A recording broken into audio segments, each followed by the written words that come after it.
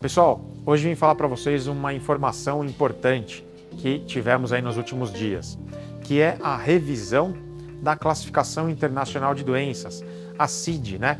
A CID-10, que é usada até hoje, vai ser revisada e a partir desta revisão será a CID-11. E é aquela que a gente coloca no atestado, né? No caso, o médico põe lá no atestado do funcionário, ou a empresa pede, por exemplo, quando seja emitido um atestado daquele funcionário. E qual a mudança que a gente tem visto nessa nova revisão que é importante para as empresas? É a inclusão de uma doença que é a síndrome de burnout. E a inclusão desta doença como sendo uma doença ocupacional, ou seja, uma doença causada pelo trabalho. A síndrome de burnout, ela pode sim ser causada pelo trabalho, ela tem outros acometimentos, mas ela pode sim ser causada por condições aí de trabalho, né, e alguns outros gatilhos também envolvidos. E com esta nova classificação, isso traz algumas repercussões para o funcionário e também para a empresa. Por isso, viemos falar aí um pouquinho para vocês. Quando um funcionário é classificado com uma doença ocupacional, este funcionário é enviado aí para o órgão segurador, que é o INSS, e ao adentrar lá no órgão segurador com uma doença ocupacional, o tipo de afastamento que esse funcionário receberá será um pouquinho diferente daquele auxílio doença normal aí quando é uma doença comum. Quando é uma doença ocupacional, há um afastamento diferente. E após este afastamento, ele retornando ao trabalho, ele teria então a estabilidade do emprego por até 12 meses após o retorno ao trabalho.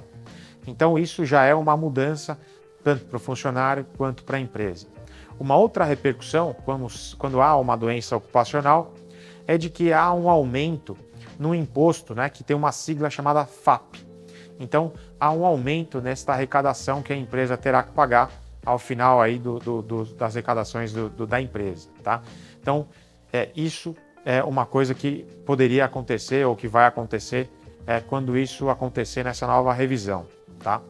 E é importantíssimo que para a gente não ter essas repercussões, tanto para o funcionário quanto para a empresa, a gente tenha uma medicina ocupacional aí ativa, para que haja a segurança ocupacional também ativa, para verificar esses possíveis locais que poderiam, né, levar aí alguma gatilho para esta doença, que a gente consiga ao máximo, né, retirar esses gatilhos, né, para que não haja nenhum caso de doença desse tipo na empresa de vocês ou você que é funcionário da empresa.